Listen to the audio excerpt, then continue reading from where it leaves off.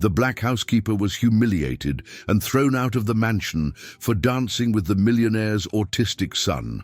The boss called her audacious, ignorant, screamed that she had crossed every line, and threw her out into the rain in front of the boy, who cried her name in despair. But weeks later, when the truth about what she had done for that child finally came to light, the man who condemned her fell to his knees before his own pride. And what happened at that reunion changed everyone's destiny forever. Subscribe to the channel for heartwarming stories every day. The rain was pounding on the south zone of Rio de Janeiro that Thursday afternoon, and the sound of drops on the veranda glass drowned out almost every noise in the Vasconcelos mansion. Almost every noise. But not the shout. "You've crossed every line!" Enrique Vasconcelos's voice echoed through the marble hallway like thunder. "Every single one!"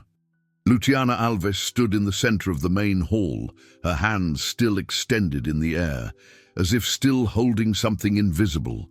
Her tear-filled eyes were fixed on the floor. The white apron was soaked with sweat and a guilt she didn't feel, but that was being imposed on her. Beside her, Pedro, the 10-year-old boy, was crying out, not with words, just sounds, sounds that tore at the chest of anyone who heard them. "Lou! Lou!" He reached his arms out towards her, his body tense, his eyes desperate. But Enrique, the father, grabbed his son by the shoulder with force and pulled him back. The boy resisted, cried out louder, beat his hands against his own chest. Enrique wasn't looking at him. He was looking at Luciana, and in his eyes there was anger, shame, fear. "What were you doing with my son?" he asked, his voice lower now but still sharp as glass. Luciana took a deep breath. Her throat felt tight. The words didn't come easily. They never came when she needed to defend herself.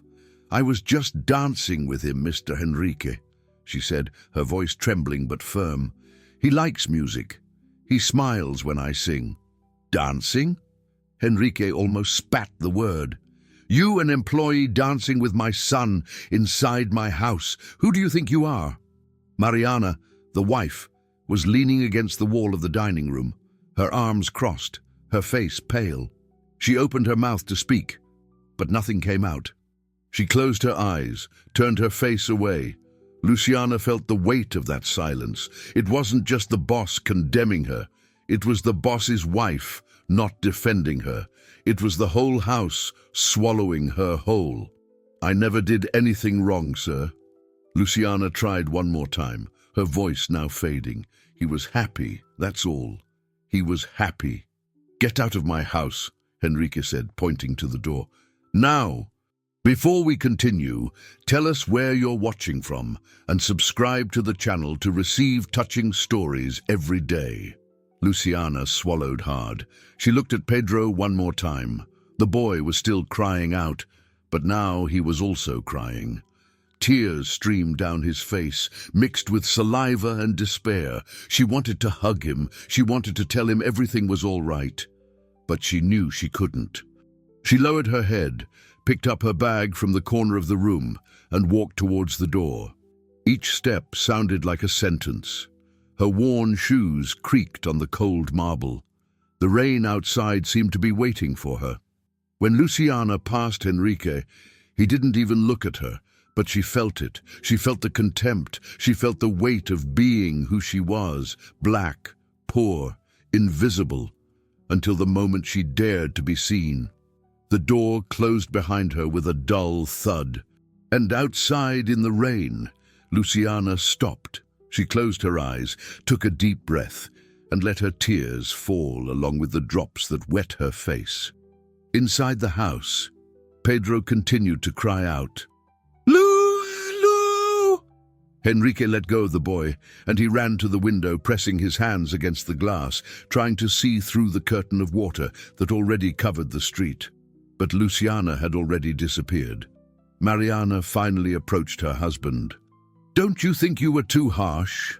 she asked, her voice low, almost embarrassed. "Harsh?" Enrique turned to her, his eyes still full of fury. "She was taking advantage of his condition, Mariana. She knew he can't react like a normal child." That's abuse. Abuse? Mariana frowned. Enrique, she was dancing, that's all. You don't understand. He cut her off, running a hand through his sweat-dampened hair. You didn't see the way she held his hand, like she had a right, like he was hers. Mariana didn't answer.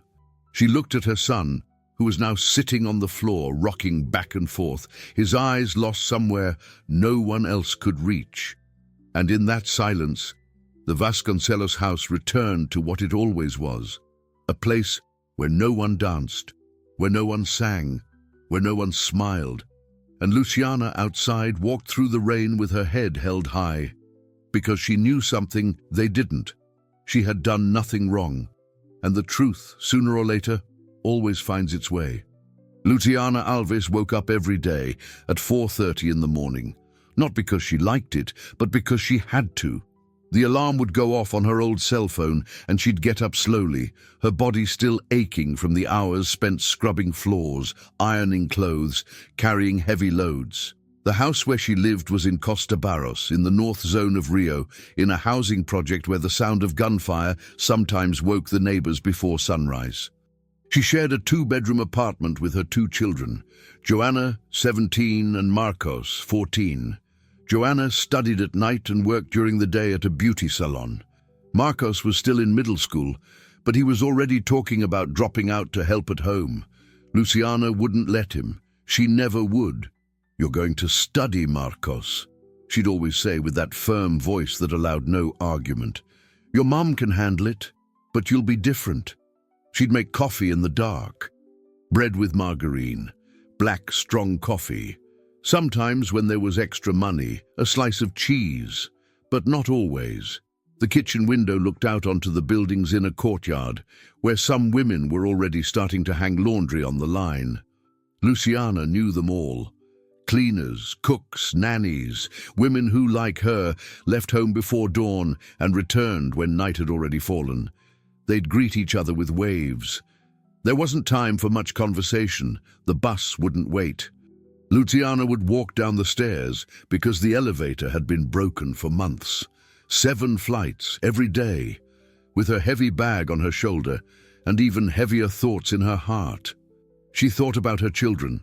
She thought about the bills. She thought about the rent due at the end of the month. And she thought about Pedro. Oh, Pedro. Ever since she started working at the Vasconcelos house 6 months ago, that boy had entered her life like an unexpected breath of fresh air. He was different. Everyone knew it. Autistic, they said. But to Luciana, he was just a child who needed someone to truly see him. At first, Pedro wouldn't even look at her. He'd sit in the corner of the room wearing his huge headphones, rocking back and forth. He didn't speak. He didn't smile, he didn't interact, but one day, as Luciana was tidying up the living room, she started humming an old song, a tune her mother used to sing when she was still alive. A slow, sweet samba song about the moon and longing, and Pedro stopped rocking. He took off his headphones, turned his head, and looked at her. Luciana felt a shiver, not of fear, of emotion. "You liked it, didn't you?" she asked softly with a shy smile. Pedro didn't answer, but his eyes sparkled, and that was enough. From that day on, Luciana sang whenever she was near him, and little by little, Pedro started to respond. First, with small movements, then with sounds. And then, one day, he reached out his hand to her. Luciana held that small, cold hand and felt like she was holding something sacred. "Come, my son," she said, her voice thick with emotion. "Come dance with me." And they danced. There, in the middle of the vast living room of that mansion, with the sun streaming through the enormous windows and the scent of wax in the air, Luciana and Pedro danced. She guided him slowly, patiently, singing softly, and he followed. He stumbled, he laughed, he twirled. It was a small miracle, invisible to the world, but immense to the two of them. Luciana told no one, not even Mariana, not even Enrique. She knew they wouldn't understand. To them, Pedro was a problem to be solved, a shame to be hidden. But to Luciana, Pedro was a child, and every child deserves to dance. Now, sitting on the crowded bus, taking her home after her dismissal, Luciana looked out the fogged-up window, her chest tight. Not from the humiliation, not from the injustice, but from knowing Pedro was alone again, that no one else would sing to him, that no one else would hold his hand. And as the bus rumbled through the grey, wet city, Luciana closed her eyes and sang, softly, for no one to hear, but so that Pedro, wherever he was, would feel it. Because love doesn't need walls to exist. It crosses distances, and it remains. The Vasconcelos house had always had a problem. It was too large for the affection it contained. Enrique Vasconcelos was a surgeon, successful, respected, cold. He spent more time at the hospital than at home, and when he was home, he was in his study. The door always closed, the phone always ringing, his life always elsewhere. Mariana, his wife, was a beautiful woman, blonde, tall, thin. She did Pilates 3 times a week, lunched with her friends from the condo, and organized charity dinners for causes she never visited firsthand. She loved Pedro, or at least she thought she did, but she didn't know how. He was her first child, and her only one. When the autism diagnosis came, at 3 years old, Mariana cried for a whole week. Then she stopped crying and started hiring people, therapists, psychologists, educators, anyone who promised to fix the boy. But Pedro kept being Pedro, and that, for her, was a silent failure she carried like a stone in her chest. The house had 3 other staff members besides Luciana. Donna Irene, the cook, was a 60-year-old woman who had worked there for 15 years. She liked Luciana, said she had a good touch and a clean heart, but Irene knew when to keep quiet. She had learned over the years that talking too much meant losing your job. Then there was Kelso, the driver, a middle-aged man who took Pedro to and from the special school. He was polite but distant. He did his job and left. And finally, there was Simone. Simone was the housekeeper. She lived in the mansion, in a room in the back, and supervised all the other staff. She was the one who decided who came in, who stayed, and who left. And from day one, she didn't like Luciana. Not because Luciana did anything wrong, but because she did something Simone never could. Pedro liked her. Simone had tried to connect with the boy for years. She brought toys, offered candy, tried to talk to him. But Pedro never reacted, never looked, never smiled, until Luciana arrived. And when Simone saw Pedro laughing with Luciana for the first time, something inside her twisted. Envy. Simone began to watch, silently, attentively. She saw when Luciana sang to Pedro, when she danced with him, when she held his hand. And she waited for the right moment, for the slip-up, for the opening. And then, on that rainy afternoon, when Enrique came home early, Simone was there, waiting, ready to sow doubt. "Dr. Enrique," she said, her voice low and concerned, as he took off his jacket at the entrance. "I need to speak with you." Enrique frowned. "What is it, Simone?" "It's about Luciana, sir." She paused, as if choosing her words carefully. "I didn't want to say anything, but I've been seeing things that worry me." "What kind of things?" "She's very close to Pedro, holds his hand, dances with him. And, well, you know how it is. A woman like that, alone, no husband. Sometimes they confuse things." Enrique stopped, his eyes narrowed. "What are you implying, Simone?" "I'm saying you should pay attention," she replied, averting her gaze. "That's all. Pay attention." And that's what he did. Enrique went upstairs and from the hallway saw the scene. Pedro dancing, Luciana holding his hands, the two of them laughing, and everything Simone had planted in his mind grew like a weed. He didn't see love. He saw abuse. He didn't see care. He saw intrusion, he didn't see humanity, he saw danger, and he exploded. Now, 2 days after Luciana's dismissal, the house was silent again. Pedro wasn't eating, he wasn't sleeping well. He spent the whole day sitting in the corner of the living room, rocking, his eyes vacant. Mariana tried to get close, but he pushed her away. Donna Irene offered food, but he refused. Even Simone, who had never been very fond of the boy, began to feel a strange weight in her chest. "He'll get better," Enrique said, but his voice lacked its usual certainty. "Don't you think we should call Luciana?"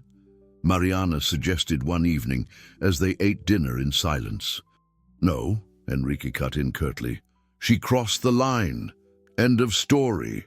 But inside him something began to crack, because Pedro wasn't getting better, and the house, without Luciana's music, had become a tomb.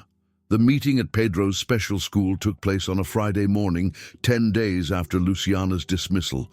Enrique didn't want to go, said he had surgery, but Mariana insisted, said it was important, that the boy's psychologist had asked to speak with both of them, urgently. So he went, contrariado, como celular na mão e a cabeça em outro lugar. The coordinator's office was small, smelling of stale coffee.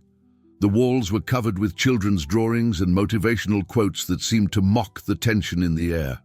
The psychologist, Dr. Helena, was a woman in her 50s, her grey hair pulled back in a loose bun, wearing thin-rimmed glasses and a gaze that saw more than people cared to reveal. She greeted the couple with a nod and gestured to the chairs in front of her desk. "Thank you for coming," she began, her voice calm but firm. "I know you're busy, but I needed to talk about Pedro." Enrique crossed his arms. "He's worse, I know, but it'll pass. It's a phase." Dr. Helena tilted her head, as if evaluating his words. "A phase," she repeated. "Mr. Enrique, may I ask what has changed in Pedro's routine in the last few weeks?" Mariana looked at her husband. Enrique didn't answer immediately. He seemed irritated by the question. "Nothing significant," he finally said. "Nothing," the psychologist insisted, opening a file on her desk, because for the first time since Pedro started attending this school, he had shown signs of significant improvement. Eye contact, spontaneous social interaction, even the beginning of verbal communication. And then, suddenly, everything regressed. Mariana felt her heart clench. "Improvement?" she asked, her voice trembling. "When?" "About 1 to 2 months ago," Dr. Helena replied, flipping through her notes. "His teacher reported that Pedro started humming softly during activities, that he was more receptive to touch, that he even tried to dance once during music class." The silence that fell over the room was heavy. Enrique swallowed hard. "Dance?" he repeated, his voice strangely low. "Yes," the psychologist confirmed. "And when we asked him what had changed at home, he said one word, just one: Lou." Mariana covered her mouth with her hand, her eyes welled up with tears. "Luciana," she whispered. "Who is Luciana?" Dr. Helena asked, leaning forward. Enrique couldn't speak. His throat felt tight, his chest ached. Guilt began to rise like bile. It was Mariana who answered. "She was our housekeeper," she said, her voice faltering. She used to sing to Pedro, dance with him. And where is she now?" "My husband fired her," Mariana said, and for the first time there was an accusation in her words. Dr. Helena took off her glasses and looked directly at Enrique. "Mr. Enrique, do you understand that what this woman did for your son was extraordinary? Autistic children, especially at Pedro's level of severity, rarely form spontaneous emotional bonds. When that happens, it's a huge breakthrough. Therapeutic. Vital." "I thought she was taking advantage of him," Enrique said, but his voice was weak. It lacked conviction. "Taking advantage?" The psychologist frowned. "In what way?" "She was very close. He let her touch him, hold his hand. I thought—" "You thought wrong," Dr. Helena cut him off, and for the first time there was harshness in her voice.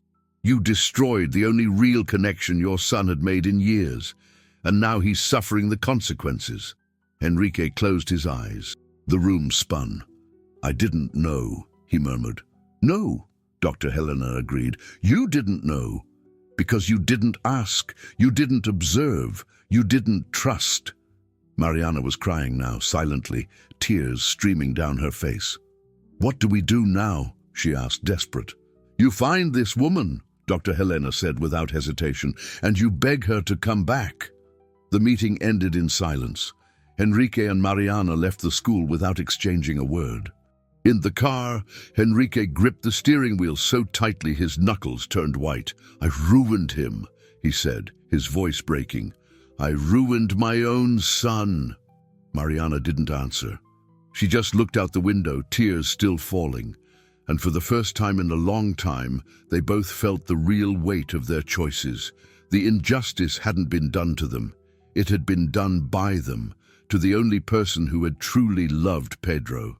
Luciana didn't go straight home after being kicked out of the Vasconcelos mansion. She walked, a lot, in the rain, aimlessly.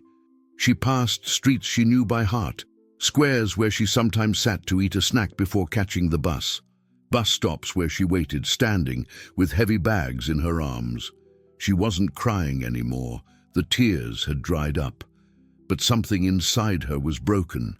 It wasn't the humiliation.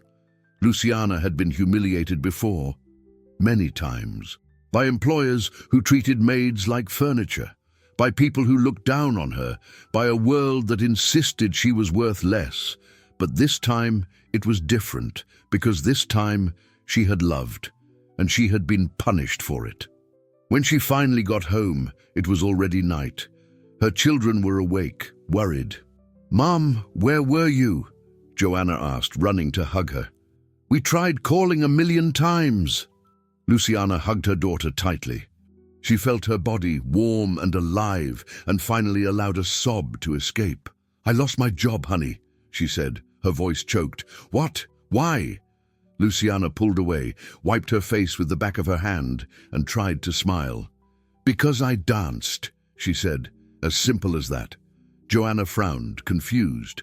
Marcos, who was in the living room, also came closer. "Danced?" Luciana nodded. "With the boy from the house. He's special, autistic, and he liked it when I sang, when I danced with him. But his father thought I was doing something wrong." "That's outrageous!" Joanna exclaimed. "Are you going to sue him? We have to do something." "No, honey," Luciana said, weary.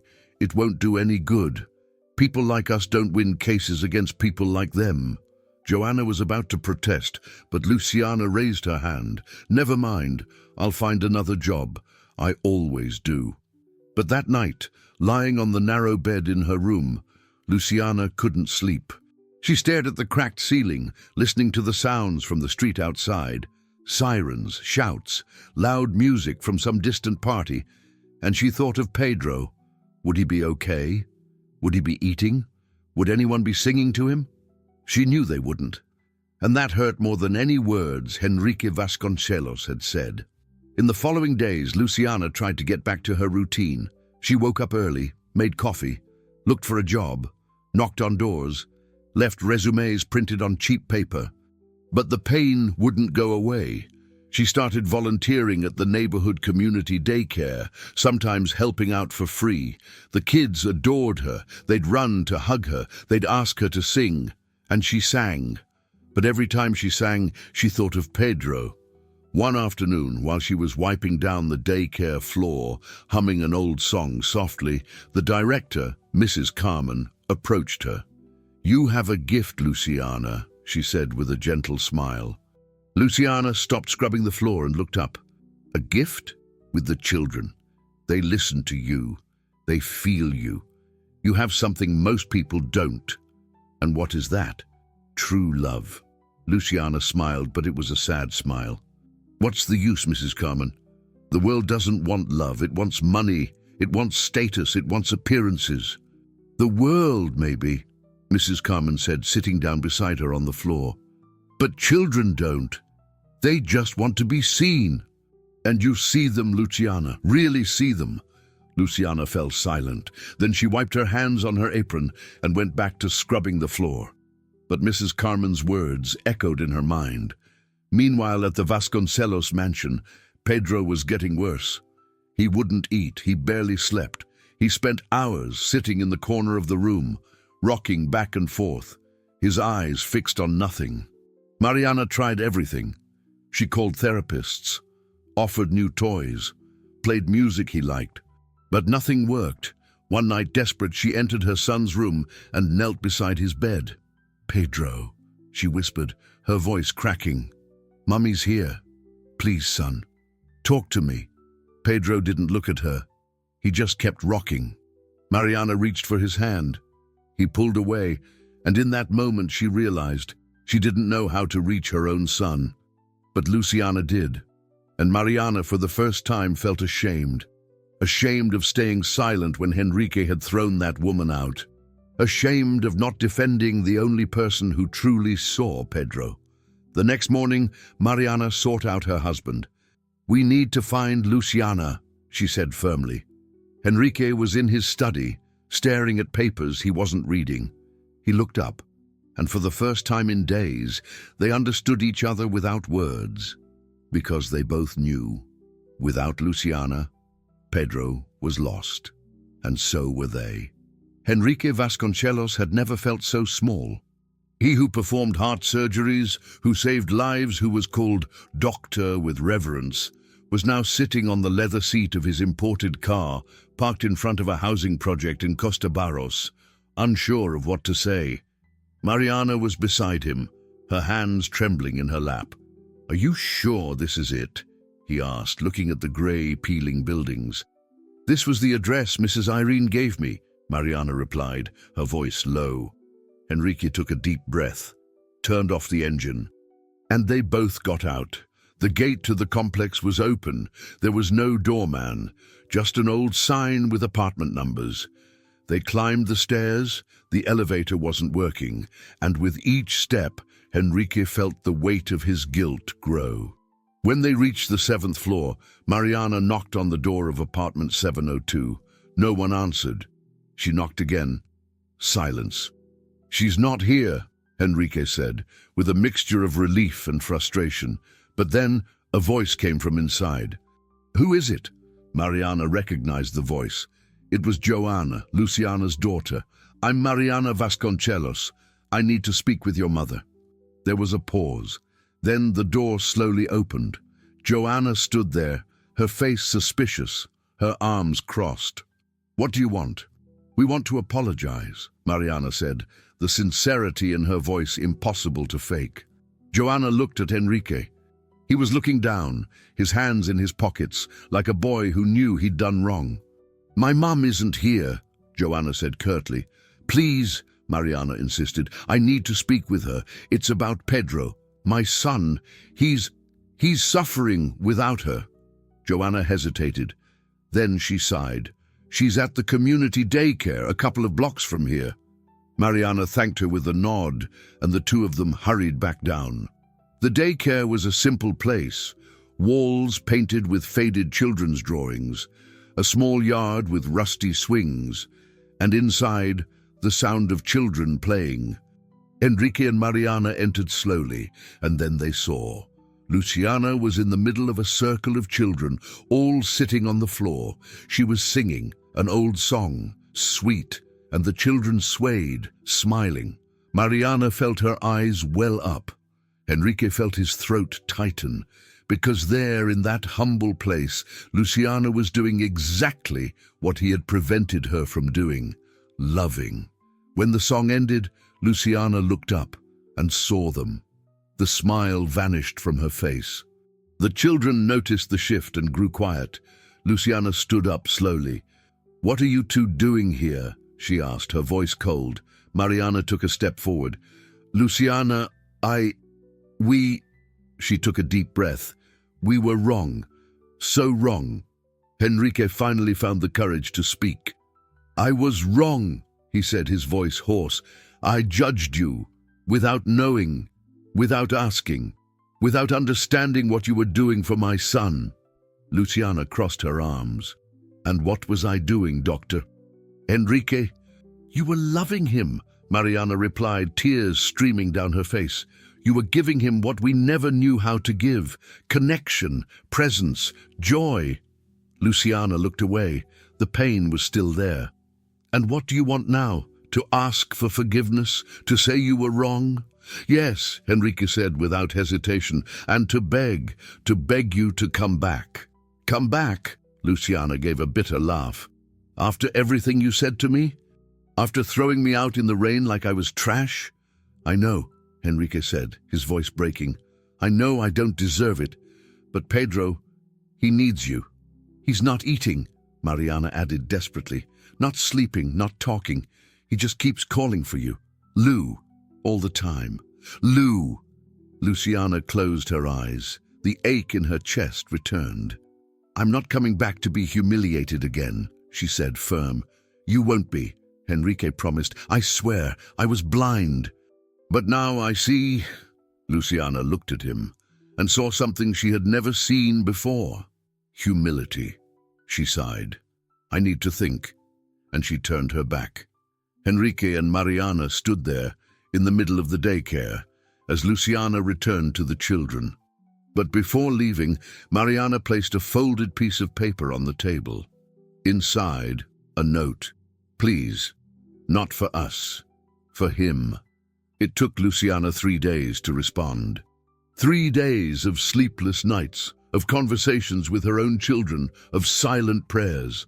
Joanna was against it. Mom, they humiliated you. How can you go back there? But Marcos, the youngest, had said something that kept echoing in her mind. Mom, what about the boy? He's not to blame. And it was true. Pedro wasn't to blame. So on Monday morning, Luciana took the bus.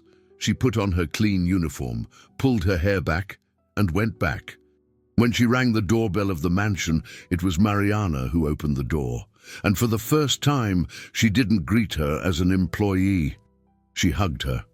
Thank you, Mariana whispered. Thank you for coming back. Luciana just nodded, her heart heavy. Where is he? In his room. I'll take you. The two of them went up the stairs in silence. And when Mariana opened the door to Pedro's room, Luciana's chest tightened. The boy was lying on the bed, his back to them, his eyes fixed on the ceiling. Luciana entered slowly, closed the door behind her, and sat on the edge of the bed. Hi, my son, she said, her voice soft. Pedro didn't move. Luciana began to sing, softly, the same song as always, and then slowly the boy turned his head. His eyes met hers, and he smiled, a small smile, but real. Luciana reached out her hand. Pedro took it and began to cry, not from sadness, from relief. Luciana pulled him into a hug, and for the first time in weeks, Pedro relaxed. I'm here, she whispered. I'm here. Downstairs, Enrique watched the scene through the crack in the door, and for the first time in a long time, he cried, because he understood. He had everything, money, status, power, but Luciana had something he never did, the ability to love without fear, to give herself without expecting anything in return, to see the invisible. In the following weeks, the Vasconcelos' home changed. Enrique started coming home earlier. Mariana began sitting on the floor with Pedro, and Luciana continued to sing.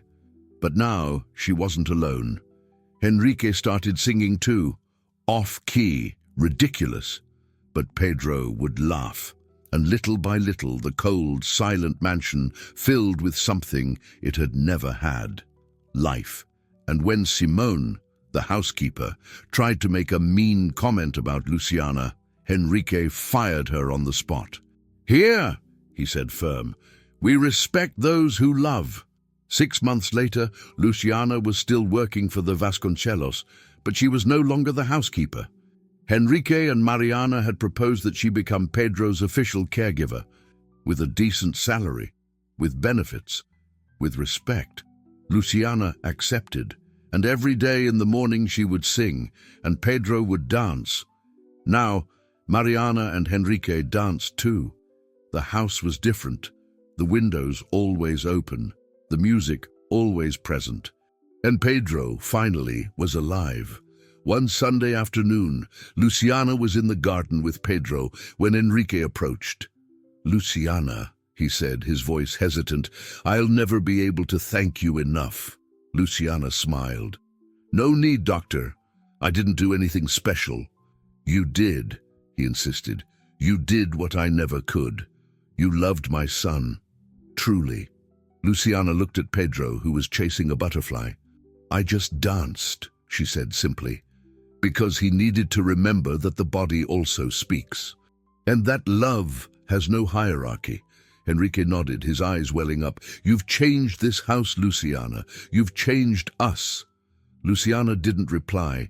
She just turned back to look at Pedro and smiled, because she knew that true change didn't happen with words. It happened with actions, with music, with dance, with love. And that's how that simple woman who just wanted respect showed that true brilliance isn't in gold, but in the soul. What did you think of this story? What lesson did it leave you with? Tell us in the comments, and don't forget to subscribe to the channel and hit the notification bell. That way you won't miss any of our stories that touch everyone every day.